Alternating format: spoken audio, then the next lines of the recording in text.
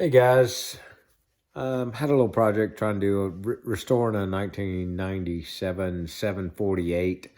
One of the issues I got into was the tachometer was erroneous, going from just bouncing around zero to whatever the proper indication would be. The needle is not slipping on the shaft of the tach, so that was out as one of the problems. So what I wound up trying to figure out was how to get inside to see what I could do to possibly fix it. Looking online, the cost of getting a new tack, I figured, hell, at this point, what I had was disposable, so I'd crack it open and see what I can find out. So this is what I got into. Hopefully, it'll help you out. The idea was to at least show you guys where you can make a cut, or at least where I made a cut and didn't affect anything, and get in there and see what you can do. So here's what I got. Standard tack, like I said, for 748, 1997 748.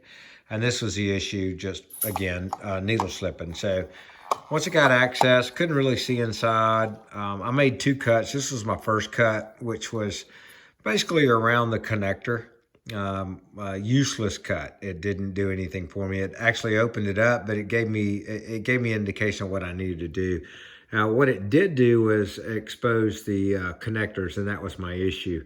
The one in the center was loose and was no longer connected to the circuit board, and would just, have connection and then go out. So what I needed to do was basically resolder that center one to the circuit board, and I also just wound up doing all three of them. I punched them all three out. So anyway, that cut, like I said, didn't do any good, but this cut did.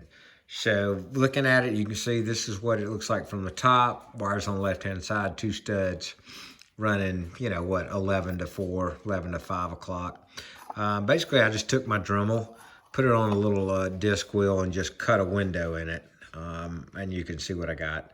What that did, I missed all the support studs for the tack, and it gave me the circuit board. I didn't need to do anything, per se to the circuit board itself, but the pins actually push in, and those are the three pins that I need to address. They actually push in, pardon me, I'm gonna turn this over.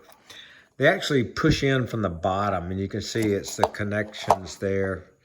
Yeah, pardon me, but it's the three connections in the back. Not really back, but right there in the middle. And those are the ones that have the pins.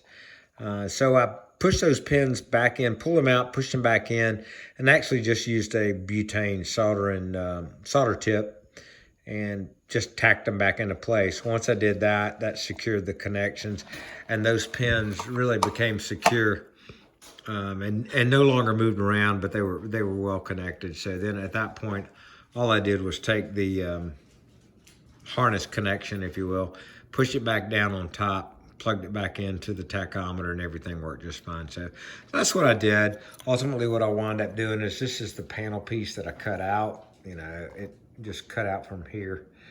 So what I wind up doing is I'm going to use my wife's glue gun, tack both sides, and I'm going to use the JB weld to basically re-solder, re-weld, whatever, epoxy the panel back in place.